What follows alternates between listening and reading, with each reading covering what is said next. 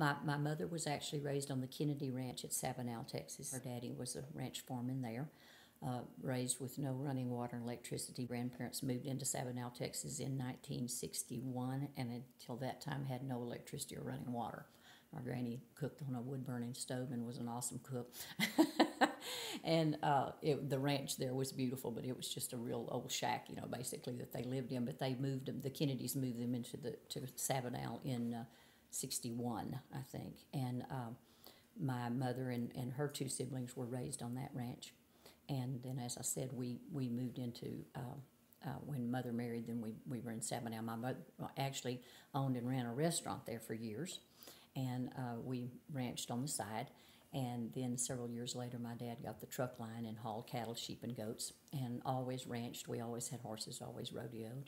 And we were on the Harp Gibson Ranch at Sweetwater.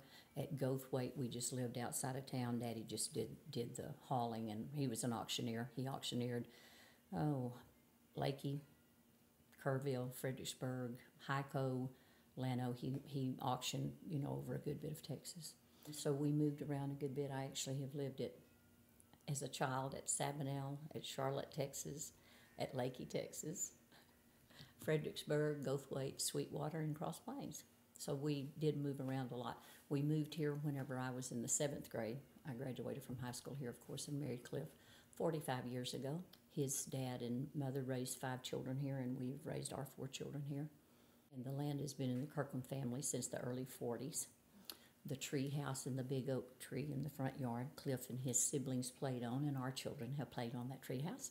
And it's just been it's an awesome place to live. We have a beautiful view. We've always raised a big garden, run cattle, have horses. We rodeoed, we worked cattle, we worked sheep, goats. We just did the whole ranching thing.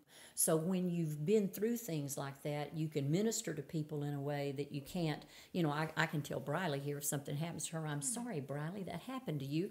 But if I can say, Briley, I lost my home to a fire 10 years ago, and I and I had one little girl, the first fire shower that I gave here, we probably had not been in this house but about 2 months, but the little thing came through. She was a young single mother, and she said, Connie, she said, this house just gives me hope. She said that we, could have a nice home again, and this is not anything fancy, it's just comfortable, But I think the things that we walk through, but I think also, just like the fire of '05, I think a lot of people that didn't lose their homes, and I'm telling you, fire is just like anything else. Cliff's brother lives down kind of across from school, and his house and one other house on that whole city block were the only ones standing. Now tell me how that happens. Homes right next to you burn to the ground, and your home not have anything, And actually, if the fire of '05 had have jumped this county road back here that I told you not to turn on, it would have got our place because everything was dry. We had no electricity to turn on water, So, we could have very well been in the same position. But for those of us that weren't, we could minister to those that were. And, disaster does pull us together. And I think just the Baptist church here, the Methodist church burned to the ground. The parsonage that we lived in when our home burned to the ground. Yeah.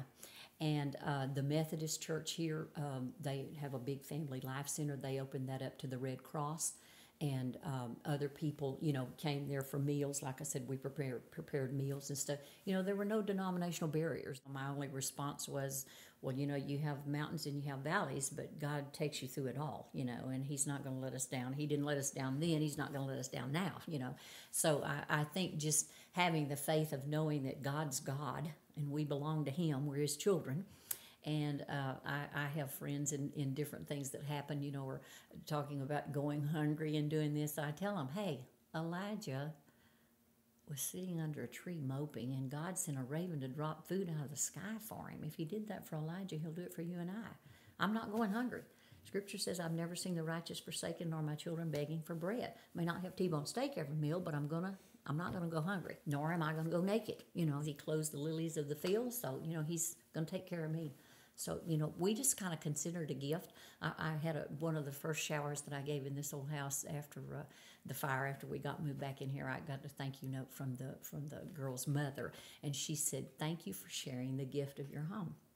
And everything we have is a gift, from our children to everything, and I think when we consider it a gift and treat it as a gift, we will appreciate it and we'll be good stewards of what God has given us.